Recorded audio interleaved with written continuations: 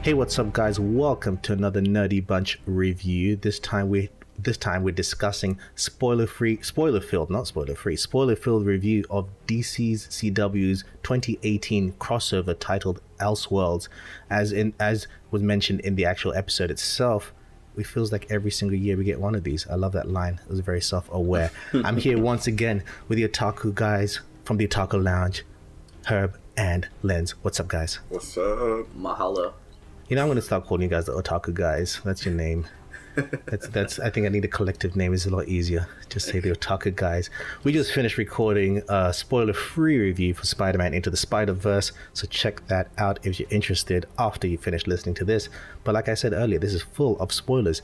If you're listening to this and haven't watched it, why are you listening to this? I know you love us, but seriously, go watch this show. It was awesome. The trilogy, 3 episodes. It was really good. Even if you're not watching the individual shows, I still think it's worth a watch on its own. It's just that much better if you know what's going on in each person's show. So we're going to start off with that, guys. I'm going to start off with you guys to gauge a baseline so people understand where we're coming from. Which of the CW shows do you watch? Which are your favorites, and in any particular order? Anybody? So I watch Arrow, Flash, Legends, although the Legends aren't very applicable in this one. I occasionally watch Supergirl here and there. I watch everything. I just watch Black Lightning. You go to Black Lightning too? Yep. That's another one I wanted to like. Yeah. Even though that's kind of not really, they haven't done any crossovers with that one. That's largely remained on its own. I watch Arrow. I watch Flash. I started Supergirl, fell off with Supergirl. I may get back into it. I think this crossover made me want to get back into it, which I guess is a good thing. Arrow fell off for a while, but I think this season's picked up. I'm loving the storyline in the prison. I think it's really good. Flash, I don't know. The daughter's pissing me off, guys.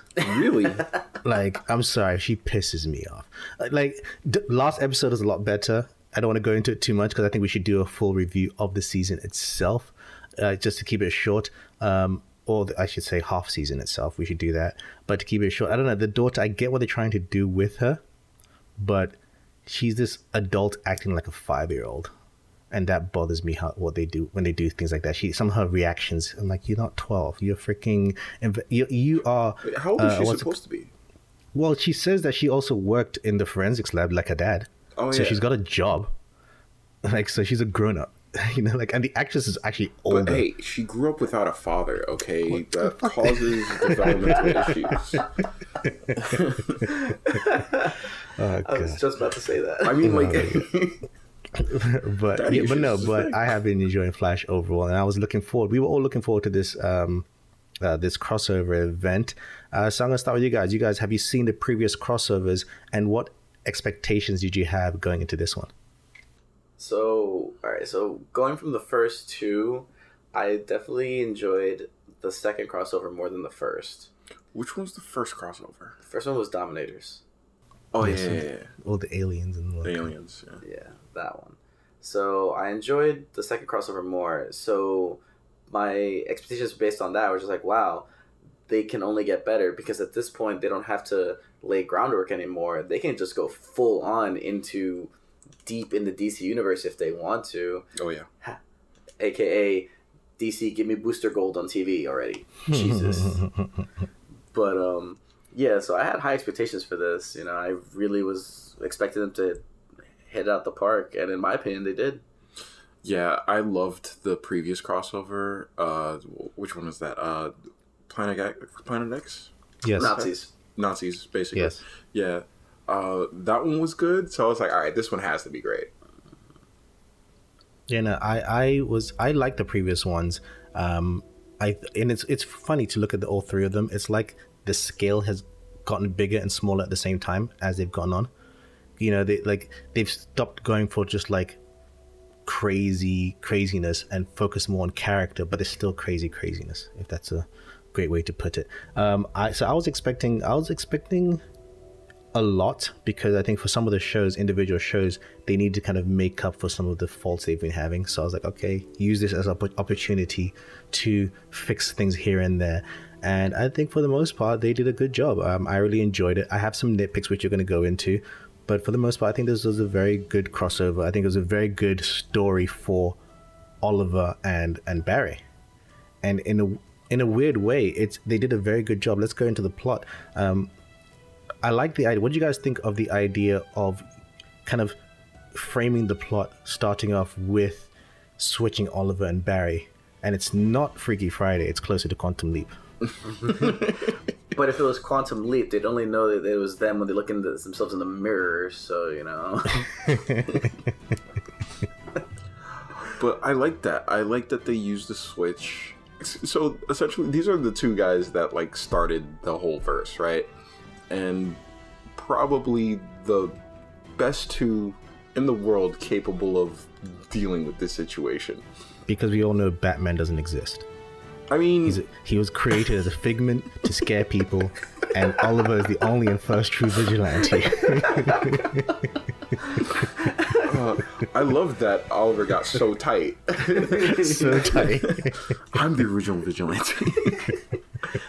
But yeah, like switching them, it was fun because first off, they know each other like pretty well. Yeah.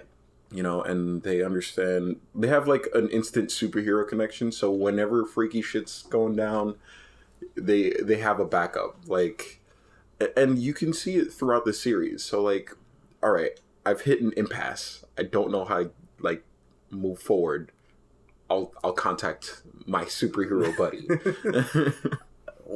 One of my favorite scenes from like 2 seasons ago, I think it was. So it's an old scene. Is when Oliver calls Captain Singh. Oh yeah, and says it's the Green Arrow. Prove it. He texts Barry. Barry runs in, puts a sticky note saying he's legit, and runs out. I remember that. I do love that. So yeah, it's just an example of their camaraderie, how well they work together. Yeah, they clash because they have differing viewpoints, but it all comes down to the same thing of the greater good. Yep. And I think that's what this series did a good job of, not just cementing them as co-heroes in their own cities, but as friends, the two of them. I think you really got to understand why they are friends with each other and how they view each other, and getting to spend time in each other's shoes made them understand the other person. Part of the narrative, especially I think more so for Oliver. I think this was more Oliver's journey more than anybody else. Yeah, through the 3 episodes. You know, he's the one that goes through the change because it affects. And I'm not watching Supergirl, but I think this, as much as it's standalone, it affects Oliver's story much more because going into this, he was at an impasse, right? He's at that point where the world knows who he is. He's just come out of prison. He's trying to reinvent himself. So who is he? And part of the narrative in this is, well, you will fail unless you know who you are. And the way it ends, of him kind of saying, I know who I am now, it's his respect for Barry and looking at him as a hero and realizing, okay, I can choose to be who I am, and I'm going to choose to be this kind of person. And I think seeing Oliver's journey through this, I thought it was really well done. I think Stephen Amell, man, he doesn't get enough credit. He does not get enough credit. I think just A, for cementing CWDC stuff on TV, and I think B, when we look at the landscape of nerd pop culture and film and TV, what he did with Arrow, I think, is a huge pillar for where superhero movies and TV went afterwards, in terms of, oh, you can do cool things with dark heroes as well that aren't Batman. And I think a lot of people don't give enough credit for him for that. Other characters that were in this, what did you think of Batgirl? They did a lot of promotions for Black Batgirl. What's her name? Ruby Rose playing the character. This was one of the big things that they pushed for us. So this was in episode 2 when they went to Gotham, and as we joked about earlier, Oliver doesn't believe that the Batman exists. Though in this narrative, it's told to us that for some reason Batman has left and he hasn't been seen for a while. I love that Kara is like, wait, Bruce Wayne left and then Batman left. And she kind of figures out that Bruce Wayne is probably Batman. I really like that. But what did you think of Ruby Rose as Batgirl? What did you think of the character of her as Batgirl and the character within the story? Batwoman. Actually, it's Batwoman. Oh, Batwoman. I'm sorry. Yes, I am so sorry. Nerds out there. I should say Batwoman before you come and crucify me. I loved her as a character, honestly. I feel that in the past, Ruby Rose got a lot of flack because of her acting, but I feel that's not necessarily a reflection on her acting. It's about how the script is, the story she's given, the role she's given. Mm-hmm. And I think this is a great example of how she portrayed Kate Kane, how she, while being related to Bruce Wayne, is not a cookie cutter replacement for Bruce Wayne. She has her own personality. She's a little bit of a flirt, but she's serious, down to business as well, And tattoos in interesting places. Interesting places. If you saw the recent movie Batman Bad Blood, Kate Kane was in there. And if you looked at Kate Kane in that and Kate Kane in Elseworlds, it was perfect. It was like the same person. Yep. So she did Batwoman like really well. I have two minds of this. I think she played the role very well. When she was in costume, she was almost perfect, I would say, in terms of TV standards. I think she really nailed the look. I was worried about that wig, but it worked for me in her costume. In fact, it was one of the best costumes we've seen. You could tell the difference between her costume and everyone else's. They put a lot of effort into that one. But I think for all the push and the marketing that they said, she's coming, Batwoman's coming, and even the talk of her having her own TV series. By the way, after this, I think she does definitely deserve her own TV show. I would definitely watch that. But I think they didn't do. I feel like it was almost anticlimactic. I agree with that. Yeah, I wish it wasn't I think, and that's due to the marketing, not necessarily the episode itself. Maybe I would have felt different if I didn't know she was going to be in it. She has like a cool moment, and then it's like, okay, we don't really see her. She's just there to kind of, almost like a backdoor pilot to be like, hey, my show is coming too. Because you could have taken her out of this whole Elseworlds thing, and it wouldn't really make much of a difference. I don't think she would have changed much. But I think she was a cool addition for one of the episode. But yeah, if this was a surprise, then it would have been amazing. But like, with all the information that we got, Batwoman, all this stuff, I was like, okay, so I guess we're going to have her throughout the series. Exactly, yeah. No. She was in one episode. I thought she'd be a pivotal, character, and she's really pivotal to the story itself. Let's talk about the story as well. I think the story threw me for a loop, though. I think also, again, this is part of the marketing, an issue with the marketing, because this is more like a prelude to the actual story. Right, Yes. Like the actual crisis that we're getting at. Is the Crisis of Infinite Earths? Yes. Yep. That's what, yeah. And I think if that was sold more as that, because this is more of an intimate story of the heroes being worthy. The marketing is sold. If you never knew who he was, the Monitor, he comes across as a villain, but he isn't really. When you watch the episode, he's not really a villain. He's preparing the heroes or he's trying to find a team of heroes for what's to come. So in terms of the Monitor story, what do you think of the character and his part of the story? So, comparing him to the Monitor in the comics, he's more of a douche. In the comics, the Monitor, while powerful and he's focusing on making everyone survive and get through this, he's not like, I'm gonna destroy universe after universe until I find someone that beats me. No, not beats. Impresses me. Yeah. I was like, that's not the way to go. But I understand that there needs to be a reason for the Monitor to show up before the actual crisis happens, and the whole test. It makes sense, but I just wasn't prepared for, I don't know, I wasn't prepared for him to do it that way. Yes, I agree. I think the tests, I have no problem with the tests themselves. I get what they were going for, and I actually I think the actor and what they did with the makeup, they did a good job of making him look like the Monitor in terms of comic accurate without crossing the line of cheesy. Yeah, I think it was a nice balance of it. But the actor has some gravitas to him that he embodies this kind of godly character. But I think, I don't know, I wasn't a fan of his methods of even Dr. Negan. Yeah. And then using him, and just like, why would you use this idiot? In terms of, I get that you're trying to push the heroes. Okay, then why don't you give it to a smarter villain? If you really want to push them, imagine Luther had the book. The only reason I could think of is because if he gave it to someone as competent as like on the level of say Lex Luthor, basically going on, like as your example, no one could win. Exactly. But I'm just saying, but you're telling me there's the biggest threat ever. I'm just, like giving, okay, maybe not Luthor, but I think if you're trying to prepare people for this greatest multi-dimensional threat, you need to go better than Negan. Especially when you've given us multiple times where you're like, think bigger. So clearly he can't. Like, really? But I mean, I like the Negan idea in terms of he would be the type to be like, okay, I want to be Superman. And in that aspect, let's go on to the character of Superman within the story. We see both the regular Superman from a Supergirl series, and we see a dark Superman. What do you guys think of the dark Superman? Starting off first, I think the actor had fun, kind of going all dark. But what do you guys think? So I want to say first off, I hate Superman as a character, and he does a lot, very. But this Superman, this actor as Superman, I actually do enjoy him. He's one of the few people that I think can actually make me enjoy Superman, and I agree, he definitely had fun with just being dark, being a villain.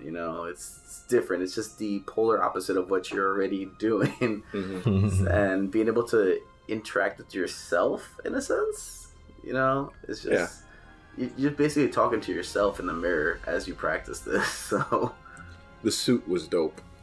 It was. Black suit. The black suit was nice. Rise of the Superman. I did like it. I'm like, take that, DCEU. They got to it first. And I'm in agreement with you. Superman, I like the idea of Superman more than how he's been embodied. I think when you make a perfect Superman who seems too perfect, it's not interesting. And I think his Superman isn't perfect. In terms of he even admits in certain aspects, Supergirl is better than him in dealing with certain things, and they make it believable that in certain things Supergirl is better than him. He's not this perfect person, and I actually enjoy when you see a Superman who isn't perfect. And I agree with you. I think I like his take on Superman. I stopped watching Supergirl, but I had watched a couple of episodes with him in it, and he impressed me. Speaking of Superman, this was our first introduction to the Lois Lane of the series. The actress reminds me of Lois Lane from the Christopher Reeves movie, and I think she embodies that role. I think she was very Lois Lane. What was that hammer? I didn't recognize that hammer. I didn't recognize it either. I'd have to look that up. It seemed like a big deal. Because all I'm thinking of is Meow Meow. I'm like, nope, Marvel. You know what it is? Marvel Universe. I think that's the same hammer from the animated movie where he made the sun. Yeah, so he was in his Fortress of Solitude, and he had a pet. And it's a Sun Eater. Yeah, it's a Sun Eater, and he used the hammer to smash like something. Like, I think he had like some fusion reactor or core or something, and he smashed it, and it created like a mini galaxy that he like fed to the. Yeah, this is Superman, so he can do stupid shit like that. But I think that's what the hammer was. Yeah, he has a pet Sun Eater, which I think is the last of its kind. So he just makes on a daily basis, all right, time to feed my pet a sun today. And he smashes like matter into a sun and then feeds it. Yep. Let's talk about nerd Easter eggs. I think we're going down that path anyway. All 3 episodes were chock full of Easter eggs. I noticed some. I probably missed a whole bunch.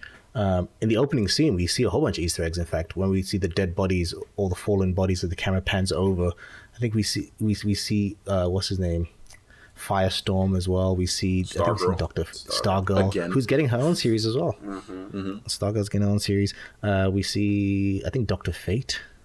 At some point I think we saw the helmet. Yeah, I know we saw Hawkman's helmet. Yeah. Yes, you see Hawkman's arm in the beginning. When we go to Arkham, we see a lot of Easter eggs there. All the names. All the names. Poison Ivy, Riddler. Throwing his name in there again. But I was saying, going with that, I noticed a little Easter egg that caught my attention in Arkham, which I told Lehns before, which is Bane's mask. From the movie. Exactly. I was thinking the same thing. And so immediately, I'm probably wrong, but that just got me completely thinking. It's like, wait, is this the same universe as the Dark Knight trilogy?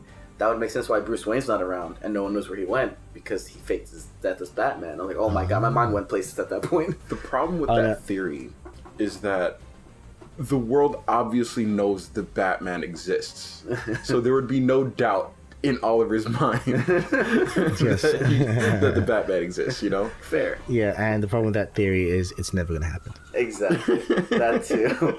I can dream, though. But yeah, we also see a little kind of Easter egg for people who don't know. We see a little fight scene between Nora Freeze and Killer Frost. Nora Freeze being the daughter of Mr. Freeze. I thought that was really, really cool. We see the names Poison Ivy, Riddler, Penguin, Clayface among the inmates, and the Scarecrow fear gas, which it was a cool plot device to kind of have the heroes face off against each other's nemesis. It was great to see Ian Malcolm return. I thought that was really good. Is it Ian? Is it Ian Malcolm? No, that's from fucking Jurassic Park. What's his name? Malcolm Merlin. It was cool to see him coming back. And even, well, if you're watching Flash, you've seen the return of Eobard Thor. I forget how scary he was. Oh my god. Like, I forget. He's the worst. That actor, can we say, and we're going to this further in the Flash spoiler talk when we do that next week, can we say that actor's done a fucking great job? Oh yeah. Oh yeah, we saw his range in the last episode, the 100th episode of Flash. Which was great. Which was, I've had my issues with Flash this season, but that episode was really, really good. What else? Oh yeah, I had an issue with the fear gas thing. Like, really, Arkham, you're just gonna leave canisters of gas that well, if anyone knocks it over, it will just break. Arkham is notoriously bad at their job. Yes, they are. I do like that they established that by when they first go to Arkham and how the kind of the receptionist is just like, yeah, whatever. Exactly. Like with Arkham, whenever you go there, expect things to be just like, really? Is it really that easy? Like, no wonder people escape all the time. You know, weapons are laying around, poison, gases, whatever. I mean, we had the freeze gun just on display. Here, right? Someone take it. And like, on display, fully charged and ready. Yo, yeah. No. Well, I was gonna say warm-up time, but it'd be, I guess, cool-down time. Right. Did you guys catch the other Easter egg when we get Barry Allen from the other Earth, Barry Allen, and he sees Diggle and he's like, "You're not wearing your ring." Yes. I was like, Jon Stewart confirmed. Yes, for those who don't know, a lot of people, there's a theory going around the interwebs that John Diggle is actually Jon Stewart, Green Lantern, and this is the writers really teasing us, the bastards. They know what we want. They know what we want. They know, and we all know, just from comics and animated series, Green Lantern and the Flash have always been best buddies. Oh, yeah. Always been best buddies. Whether it's Hal Jordan, whether it's Jon Stewart, they're always good friends. So they know we want that buddy cop feeling between the Green Lantern and Flash. They know we want it. Oh, another Easter egg I wasn't expecting, Amazo. I think they did a good job with Amazo. Word. Here's the thing. When Amazo first appeared, I was like, whoa, is this the crossover? You right? Because Amazo is such a difficult villain to take care of. I was like, all right, got it. We're not going to deal with anything else these 3 episodes but Amazo. Yeah, exactly. Especially because it copied both Superman and Supergirl's powers. I was like, how? Right? I mean, they're wow. the same powers. I was reminded of the episode of Young Justice with Amazo, which is brilliantly done. That was one of my favorite episodes of Young Justice. Anything else? What were your favorite moments? Just anything that stood out to you? A couple of moments were my favorite moments. Was when Oliver first met Superman, and Barry's like, "Are you puffing out your chest?" and he didn't deny it. He's like, "Yes." I think the humor between the two of them was spot on.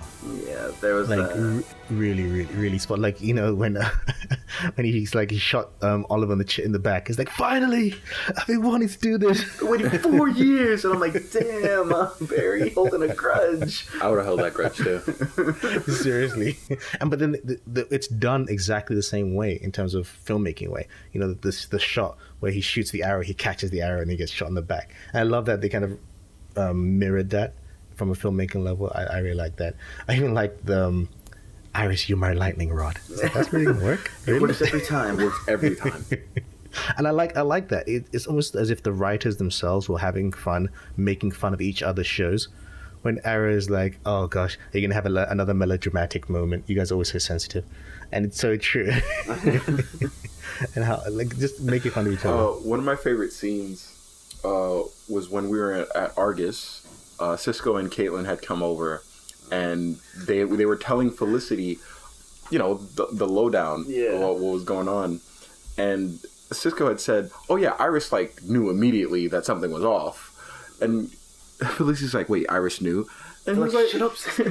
He was like, "Yeah, it was like lovers' attraction. Like that's how you know they're meant for each other." Shut up, Cisco. I felt that moment like, damn, Cisco, you're really pushing it. Can we talk about? Okay, again, we'll elaborate more on the full podcast, but Felicity's bothering me as well.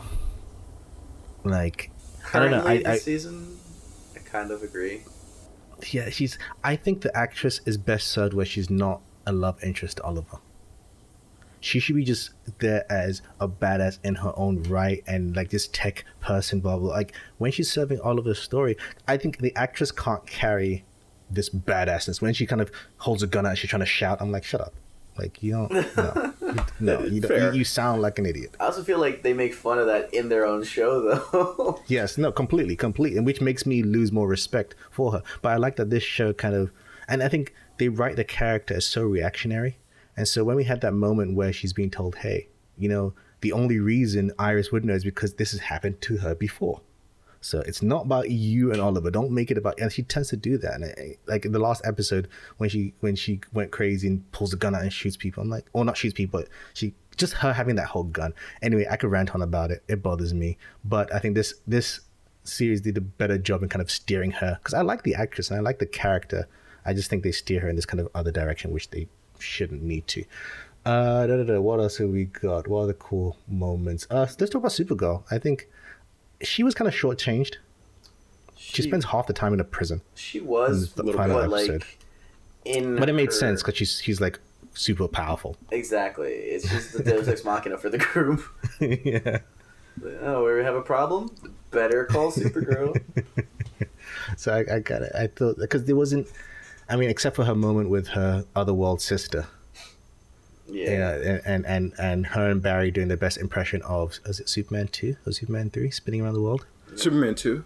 Yeah, Superman 2, yes. I like that little homage to that. I had an issue with it, though, because...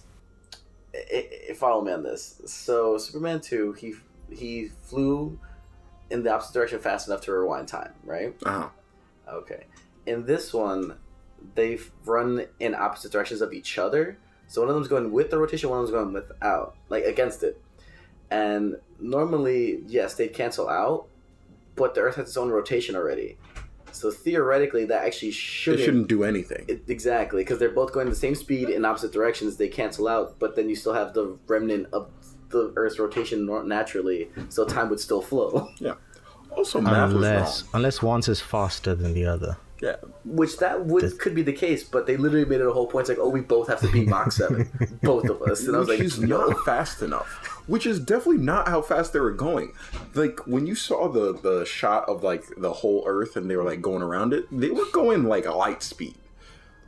Like Mach 7 is a very far cry away from the speed that they were going.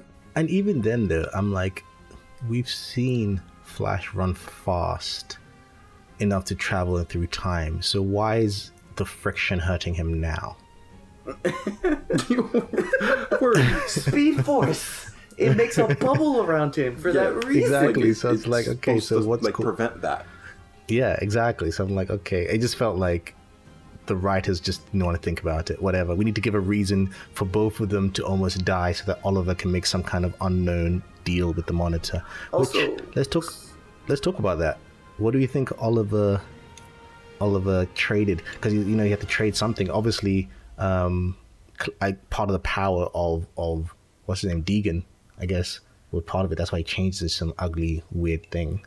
I don't know what that was. But what do you think Oliver did? What deal did he make? I think he made a deal to speed up the crisis of when it comes.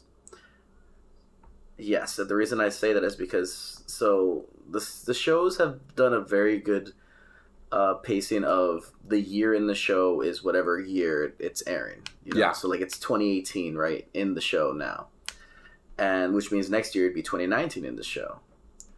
That being said, Crisis, based on what they've already written for the show since the beginning of Flash season 1, the newspaper says Crisis happens in 2024. Yeah, Flash disappears in Crisis. Yeah. I never.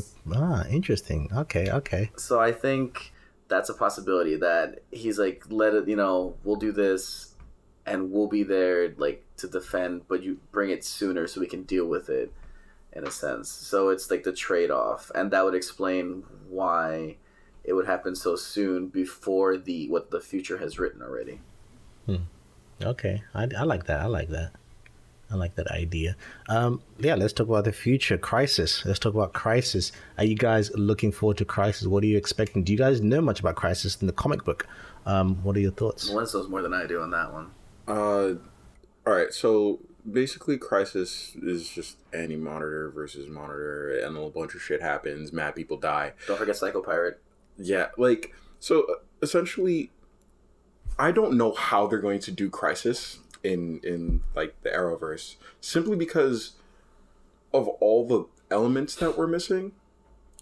But in all honesty, they can do whatever they want, because Crisis is so big that you are allowed to call on anyone you want. Like, people, like, the roster gets filled. Like, generally, like, these huge things deal with Justice League only, but like when the Crisis happens, you call on like the Titans, you call on whoever you can. Booster Gold. So they can just like, for some reason, hey, they can throw in Green Lantern, they can throw in Aquaman, they can like throw in Wonder Woman. Like, you can call on anyone you want, because it can serve. It's such a big event. It can serve as ending one of the shows. And you know what I mean? I think with that, Legends is helping with that, because there's little Easter eggs in Legends that are like, hey, bits of info, that stuff they could use for Crisis, as an example. Yeah. From like last season. We have Themyscira. Themyscira is like officially, it officially exists. We already have Atlantis from season 2 of Flash. We know Hal Jordan exists from seasons 1 to like 3 of everything. You know, we know Green Lanterns exist. Like, all of these elements can just be drawn upon by the time Crisis comes, because the rules are essentially thrown out. I will say part of me is wary about Crisis, because I'm worried. So, for those that, in case, people who don't know what Crisis is, in the comics at least, after Crisis, the multiverse for comics changes. It's a whole new game with new iterations of the same character. Doesn't it first merge? Does it first merge? And then it becomes 52 after that. 'Cause I think the original Crisis it created the merging of all the different universes. Yeah. And I guarantee that's what they're going to try and do in this TV shows. We're going to have Kara in the official universe. Yeah, and what worries me with that is that while that can happen, there's also another thing that DC could do with this, which is, hey, we're going to merge everything into one on our new streaming service. So, I mean, that's an option. It is a possibility. Well, after watching Titans, I will say Arrow needs to be part of that. Yeah. 100%, because the only thing holding Arrow back right now to be fully formed is its rating. At this point, if Arrow could be like with Titans, they could do some really cool stuff with it. Yeah, and there's so much that's coming out on the DC like platform soon. Like we got Swamp Thing, we got Doom Patrol, Yes. and we get like, backdoor pilots. We get backdoor names. pilots for Doom Patrol in Titans. Yeah, It can be. Crisis is such a huge event. It can be done so well. Yeah, and CW is part of Warner Brothers, so it's not like it's not impossible. a separate. Yeah, so it is not impossible. What is this? So what do you guys see the future of the DC shows itself? We started mentioning already, but in terms of the individual shows, you're going to continue watching. I've already said this has got me interested in Supergirl. I want to know what this new Brainiac is all about. I thought he was funny. I liked him. Yeah, I will say with Supergirl, while I do enjoy it, it definitely is the heaviest hitter when it comes to politics and current day politics. Now, I'm not saying that's a bad thing, because comics, since their origins, have always been commentary on the current social standing of our country and everything. Yeah, when you think about it, you're dealing with superheroes, and like the writers believe that people can do good no matter like where you're from. That's the point of writing these like stories of vigilantes and superheroes. Yeah. So of course, like in their shows, they would broadcast a message trying to improve the world that they live in. You know, so Supergirl is where they kind of make that soapbox, you know? It's the heaviest in those tones. Examples, they had an episode on gun control, like straight up just gun control. Yeah. So No, I like the ending setting up for the fact that Lois and Clark are having a baby, and Clark's hanging up his cape for a while. I like when they give us excuses for why Superman's not going to help. So it's like, oh, they're gonna have a baby. So that I think there's some changes happening in Supergirl with that. Though I find it interesting. You introduced Lois Lane to just not have her. I wonder what they're gonna do with that one. But I feel like it introduced her just so that she could be the reason why Superman's not going to be around. Yeah. Oh, this is true. I agree. Anything else, guys? Anything else you want to add? I think that's everything for me. I enjoyed it. I thought, though I would say there's a slight disappointment in the marketing, because I really saw this as, I don't think this is a big crossover event. This is more of a prelude to the crossover event. But as a prelude, I think it was a very well done character setting up prelude to what's to come. They set the stakes, I'd say. Yes. And I agree. But in a way, but I think that's a good thing. I think each crossover can't be epic unless it loses its luster. You know, and I think making this one more intimate was a good decision, but I think the marketing could have been tweaked and changed a bit. But did you guys like the crossover as much as we did? What are your thoughts? Send us your thoughts, info@thenerdybunch.com. No, email us, info@thenerdybunch.com, or find us on social media @thenerdybunch. Thank you guys, as always, for being on this podcast. Of course. Yeah. Anytime. If you guys want to hear more about the Otaku guys, listen to Otaku's Lounge on the Nerdie Bunch podcast. It's released either on Wednesdays or Thursdays. Listen to these guys. It's always funny. It's always hilarious. Even if you have no idea what they're talking about like I do, it's always interesting. Check out myself on 2 podcasts. I have the Rooftop Talk with Carlos. Next week, we're doing one where we're going to be talking about Disney's gigantic, probably phenomenal 2019 lineup. It's ridiculous. They're going to take over if they haven't already. And Raven and I, we're going to be talking about The Long Kiss Goodnight on our Back to the Future podcast, where we take movies from the past, talk about them in the future, in the present, as long as they're over 20 years old. And we're going through our non-Christmas Christmas movies. So rewatch that film or check that film if you haven't seen it in a while. We have a whole bunch of other reviews coming up in the next week or so. We have a review for Sandra Bullock's new Netflix film, The Bird Box. So check that out. Raven and I will be talking about that one. Also, Travis and I watched Andy Serkis's Netflix Mowgli Jungle Book movie. So look out for our review of that. And next week, I'll try and get the guys back together again to do a spoiler-filled discussion about Into the Spider-Verse, the new Sony-released Spider-Man animated movie starring Miles Morales as the lead. We did a spoiler-free podcast about that, so check that out if you haven't already. Thank you again, guys, for being on this. Anytime, like I said, just sign the Otaku signal in the air and we'll come.